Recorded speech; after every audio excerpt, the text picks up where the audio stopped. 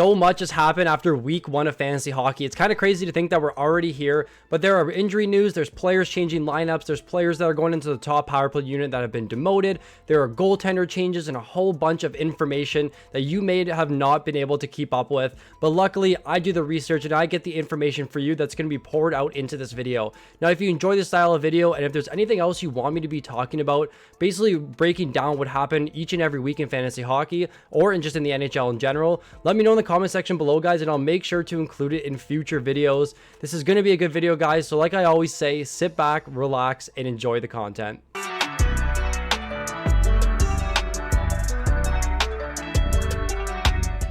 I'm going to begin this video breaking down some of the injuries, some of the most recent injury news, and that begins with the Columbus Blue Jackets and Boone Jenner.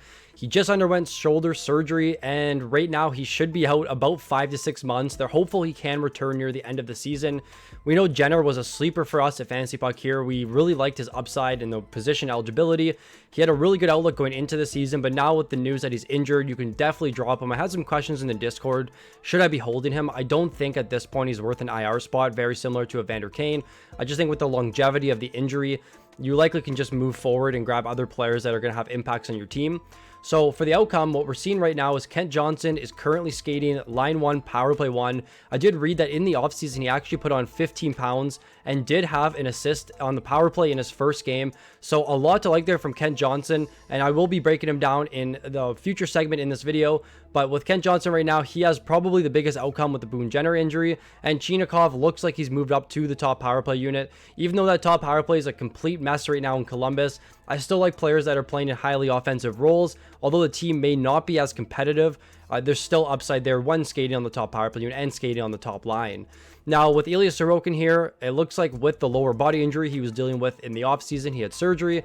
Seems to be healthy to start the season and will likely start tonight. I'm recording on the 12th, so this is Saturday.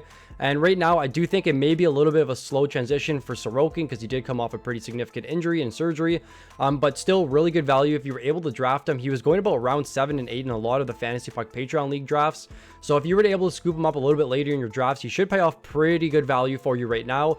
I think we may see a little bit of a 50-50 split for the first little bit, and then Sorokin ultimately taking over as a starter and getting about 70% start share, at least for the third half of the season. Now, with Alexander Barkov, unfortunately, and this was the biggest concern I had with drafting him this year, is there's just always injury concerns with Barkov. I read that he actually wasn't able to put any weight on his leg. It didn't look very good when he was skating off the ice. Now, there was a timeline introduced today, 2 to 3 weeks. So although I say no timeline here, they're optimistic it's 2 to 3 weeks. Could be shorter, could be longer. I think this gives a significant bump to Sam Bennett and Lundell as well. Two guys that should likely be moving up maybe to line 2 and line 1 for the two of them. And one of those guys going on the top power play unit, which to me, I do think it will be Sam Bennett, someone I'm high on each and every season, who's had a very strong start so far this season. Now, with Adam Boqvist, I'm not sure if anyone watched the game, but Brandon Carlo went to dump the puck out. Boqvist was kind of trying to hold the line on the boards, and the puck hit him in the face. Wasn't a really good looking injury at all. He was really late to try and defend himself and wasn't able to really brace for it. So right now, it looks like he did return to morning skate and should be back in the lineup tonight. This is Saturday. I'm recording this video. So if Boqvist comes back, it's very good for fantasy owners. Right now, he's just going to be an IR stash for you. UC Saros, a lower body injury. He's currently day-to-day, again, slated to start tonight. So I do think this is a little bit of a bump to Wedgwood, but I would have absolutely no panic on UC Saros right now. A guy that's historically one of the healthiest goaltenders in the league with back-to-back 64 start seasons. So if you own Saros, stash him on your IR, make no panic moves. He could be a very good buy low target if your other managers have some concern over his injury, but he is slated to start tonight, which is a very good sign for UC Saros owners. Unfortunately, JJ Peterka did have a concussion in the first game. It was a pretty ugly hit that led to a fight. But with Peterka here, I still am high on him going into the season and for the rest of the year. They are projecting him to be back within the next couple of days is what they're hopeful for. Concussions are definitely something that they have to take a little bit slower than other injuries, especially because once you get a concussion, you're very susceptible to getting more and more, and that's a little bit concerning. But still, I've had some people ask about trading Peterka or what they should do with him, dropping him. Definitely a guy just stashing on your IR if you have it, or in your bench if you don't have IR spots. shots. I still think the rest of the season outlook will look very good for Peterka.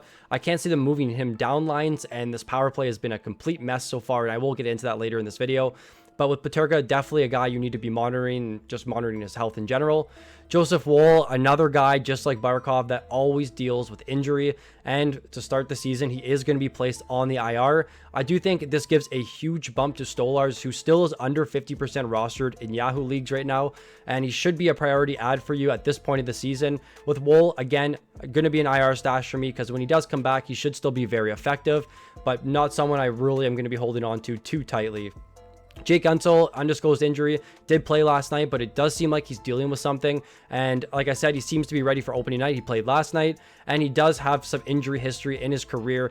So something to monitor there. We know this Tampa Bay power play, and again, I'm going to get into that, has a little bit of it's been a little bit of a mess right now this season. I've been getting a lot of questions about what's going on with Brandon Hagel. I'm not John Cooper, so I don't really know what's going on in that top power play unit. But with Nikita Kucherov there and Braden Point there, you know they're going to be good no matter what, no matter who's playing there. So with Jake Guentzel, something to monitor. I don't know if he's necessarily someone you need to be selling at this point in the season. Again, it's really early, but that injury concern does bother me a little bit. Brian Rust is currently day-to-day or week-to-week. He was placed on IR, so we don't really fully know when he's going to get back into the season. But this does give a little bit of a bump to Raquel, who was skating on the top power play unit and playing second line. Brian Rust, again, he may not be someone you need to be rostering fully like the other guys, but when he's healthy, he's 32 years old, but when he's healthy, he plays with Sidney Crosby and on the top power play unit. So I still think he would be a pretty solid stash given the scarcity we're seeing at that right wing position. So the juiciest part of the video, the lines and the power play updates, what we've seen so far in the early start of the season. So Victor Olofsson here, he is skating line 3, power play 1. I've had a lot of questions about kind of I be adding Olofsson. I would personally proceed with caution. I wouldn't be adding him in 12-team leagues. Yes, he scored 2 goals in the first night, but my biggest concern is that he is playing on the third line right now with Nicholas Waugh and Brendan Ritchie, I think his name is, Brandon something. And again, no name player, but with Olofsson, he had the 4th least amount of time at 5-on-5. So it's a little bit of a concern for me with Olofsson. I was really hoping we'd see him skate on the top line with Eichel, which is where all the value would have came from. But we're seeing that with Ivan Barbashev right now, who again, we'll be talking about in this video, and a must-add video from Chris that should be coming out today. With Victor Olofsson, again, just proceed with caution. I think you're fine to add him in 14+ team leagues, but that's about it. Now, this Tampa Bay power play has been a complete whirlwind right now between what we've seen in preseason with Hagel being there, with Atkinson filling in the Hagel spot, and now Darren Radish is now in the top power play unit. So right now, Radish gets a little bit of bump playing on that top power play unit. Something to monitor. I don't think he's an ad right now, but if he starts producing quite a bit on the top power play unit, if he sustains that spot, even though I don't think he will, definitely someone you want to be looking to add at some point in the season. We just have to monitor it closely. And at this point, just to watch this guy, I wouldn't be adding him. Brant Clark right now currently skating on the top power play unit. I really like the upside there because I'm very high on this LA Kings team. Not necessarily their power play, but just the team in general. I want to see Clark's minutes scale up to about 20. But there was a really awkward quote that he said he hopes to play 17+ minutes per night. And the coach said he's going to have to earn that. So clearly he still needs to earn the trust from the coach right now. But with Clark, there is the upside there. He was a former 7th overall pick, close to a point per game player in the AHL last season with over 3 shots per game. So a lot to like from the upside. It's just a matter of him sustaining that role.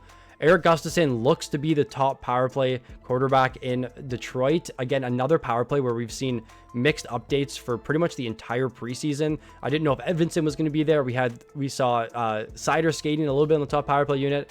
But it looked like in the first game of the season against the Penguins, it was Erik Gustafsson. So I think in 14+ team leagues, he's a fine ad. Again, I don't think we're going to see over 20 minutes a night from Gustafsson, which is a little bit of a concern for me because he's extremely reliant on the production of the top power play unit. This Wings power play unit is in complete flux. I can't believe they have Comfer there over DeBrincat. And I want to say that DeBrincat, I don't have the numbers behind me, but DeBrincat's highest goal season may be the highest point season for Comfer. So I don't really know what's happening with Lalonde in Detroit, but for right now, it's Gustafsson on the top power play unit. Something to monitor and an add in 14+ team leagues.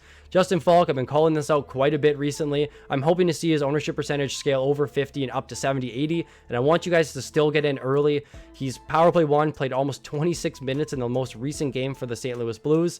I think he becomes a priority ad in 10+ team leagues with the upside to be a top 10 to 12 defenseman this season.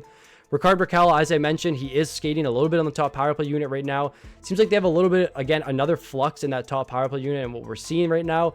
But with Rust out, it looks to be Rakell there. And this becomes a little bit more intriguing from a guy who was a sleeper for me 2 seasons ago. I like the top 6 minutes. I like the hit and shot upside from Rakell. I just hope he gets better offensive touches this season, because last year was kind of a nightmare if you drafted or owned him at any point in the season.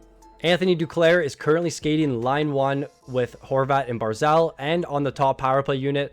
A lot to like here from Islanders power play that really picked it up last season. It led to a lot of breakout seasons. I know Barzal had a really good rookie year, but then kind of fell off as a fantasy asset. But last season, that power play was great. Dobson became very valuable because of how good the power play was. And now we're seeing Duclair, who's moved up to the top line and the top power play unit. Had a pretty strong first game, so he's definitely going to be a priority ad for me in 12+ team leagues right now. Logan Stankoven had a very strong first game with 3 assists. He's currently skating line 1, so he's the line 1 right wing, which we saw Johnston there in the preseason, but it looks like Johnston has now moved back to that third line, and I don't think there's any concerns with Johnston at all. With Stankoven in the first game, he only played 12 minutes, but I went and looked at the game, and sometimes, like, with the minutes, you have to kind of monitor what's happening in the game, and right away, I'm like, okay, he played 12 minutes, must have been a lot of special teams, and that was exactly it. There was 10 total power plays in that game. He doesn't play on the top unit, and he doesn't play on the penalty kill, which means his minutes are going to significantly drop. Whereas what we saw with Wyatt Johnston, although he's third line, he's currently PK1 and PP1, and he played 21 minutes and led all forwards for the Dallas Stars. So Stankoven here, definitely someone I want to be adding in 12+ team leagues. He should be a favorite for the caller this season, so there's a lot to like there. Barrett Hayton, I was just 1 year off of liking him. I had him as a sleeper and a must-add last season. He, I think, is the thumbnail of my week 1 ad from last year. I was really high on him going into last season, and this year I was kind of off him a little bit, but I know Fired Up Fantasy was really high on him. He has very good takes. So with Barrett Hayton here, he's line 1, power play 1 on a really exciting Utah team. I don't know if Hayton's an ad right now in 12+ team leagues, but definitely going to be a priority ad for me in 14+ team leagues. As I mentioned with Kent Johnson, he gets a bump with the injury to Boone Jenner. He's currently skating line 1, power play 1, and I do think he's an ad in 14+ team leagues. I don't really know how competitive this team's going to be offensively, but anyone that's getting really good offensive touches, line 1, power play 1, are guys that I think are going to be priorities in fantasy. Now with Igor Chinikov here, line 1, power play 1, very similar to Kent Johnson. I would personally prioritize Kent Johnson over Chinikov. I just think the upside's a little bit higher with Johnson, but both of them are very intriguing targets now with this kind of newly changed up Columbus Blue Jackets team. Lastly, Connor Zary, a former top pick in the NHL draft. I think he was a first rounder. He's currently skating line 2, power play 1.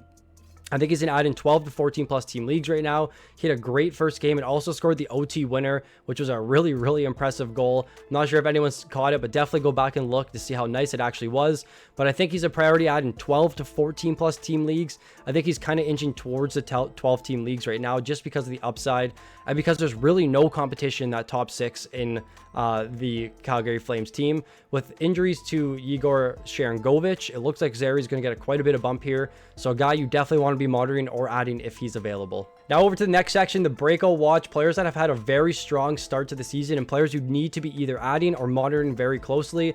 Dylan Guenther's been pretty much the story for the first start of the season, especially in our Discord. Everyone is very high on Guenther. I had a comment on the other video saying that he drafted him 60 projections earlier than he should be going in drafts right now, and that's a very good strategy to grab guys that you really like. Through the first 2 games, 4 goals, scored the first goal for the Utah Hockey Club, also an OT winner, which was an absolute snipe, and 16 shot attempts is very promising for a guy that should be a high priority shooter and a very good goal scorer going into the season. So definitely breakout watch for Guenther. It might be too late to trade for him, and hopefully you were able to add him for the few calls that we had in preseason and in the most recent must add video. Now with Sam Bennett here, with the injury to Barkov, he gets a pretty significant bump. He has 2 goals, 1 assist to start the season and 20 shot attempts while playing over 17 minutes per night.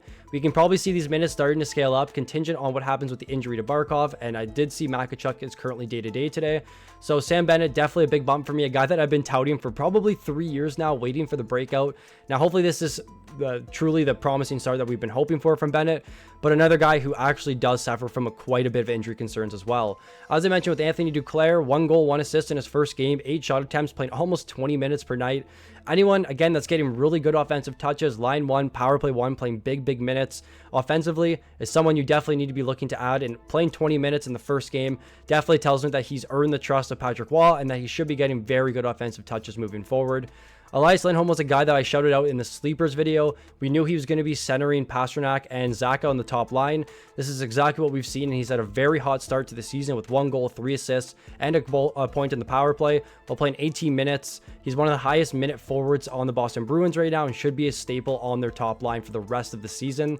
Ivan Barbashev has been a crazy breakout candidate so far this season with 4 assists, 16-25 time on ice.